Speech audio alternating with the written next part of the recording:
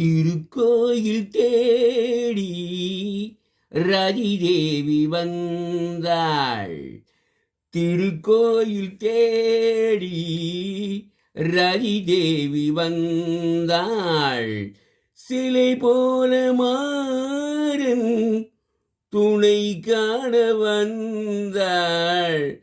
திருக்கோயில் தேடி ரதிதேவி வந்தாள். ஐமரை மலரும் ஆனந்த கரும்பும் கையில் கொண்டு வந்தாள்.